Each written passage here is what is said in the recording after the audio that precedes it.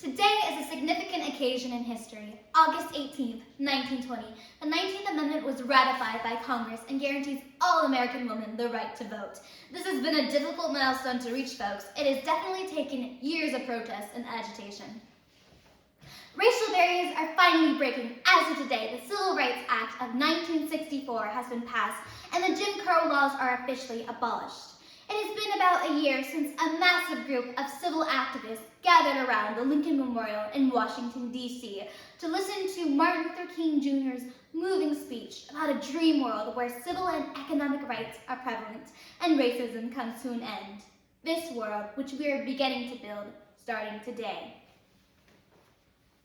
This just in, the first legal same-sex marriage ceremony in the United States happened today, February 12, 2004, between Del Martin and Phyllis Leon, when the mayor of San Francisco, Gavin Newsom, ordered city law to issue a marriage license to same-sex couples. This could lead to same-sex marriage being legalized in all 50 states. Established on July 4, 1776, the United States has grown to become a leading world power in industrialization, economics, and radical ideas.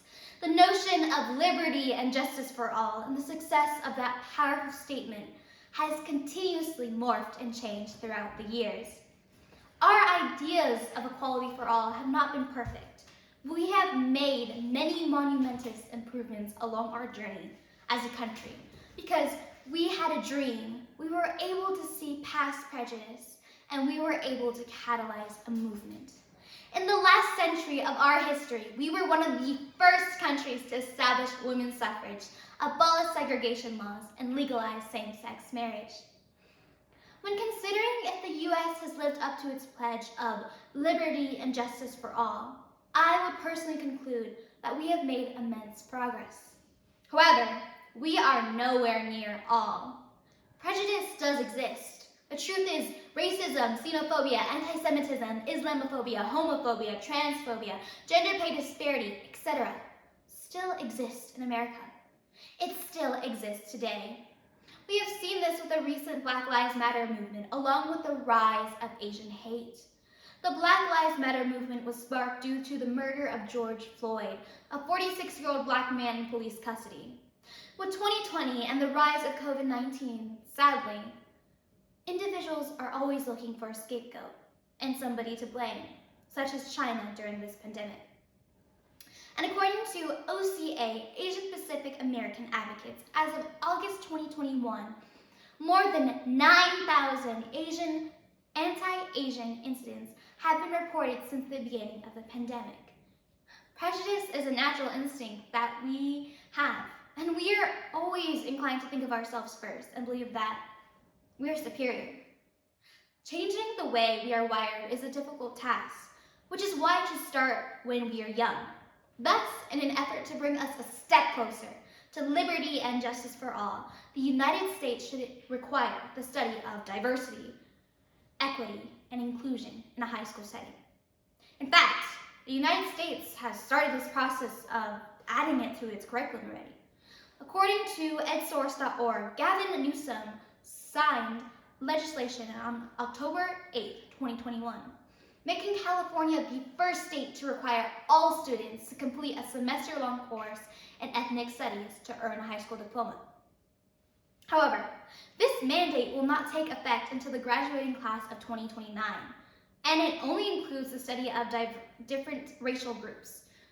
Although this course will develop a student's understanding of the diverse population that makes up our community, it does not include other salient topics such as sexual orientations. Despite the fact that this is a right step in the right direction, discussing other diversity topics that correlate with equity and inclusion would help ensure liberty and justice for all, for it creates more exposure to different groups of people. Students in high school are going to shape the society because they are the newest generation. Their mannerisms and what is taken with them into adulthood are influenced by what they're exposed to during their high school years. If we were able to leave high school educated about the wide diversity in the US, we would be more inclined to slowly create liberty and justice for all. The United States has progressed very far with its pledge to create liberty and justice for all. However, the path of this journey is still very long, for there is a lot left to accomplish. This idea of equality and diversity is something that does not come naturally and should be taught through education so that adolescents can enter into the community with a strong sense of inclusion and understanding. For this reason, high school students should be required about the study of diversity, equity, and inclusion because it helps progress the assurance of liberty and justice for all.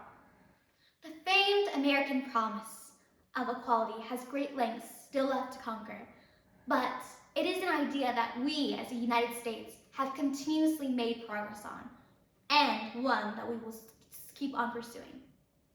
Thank you so much for your time and consideration.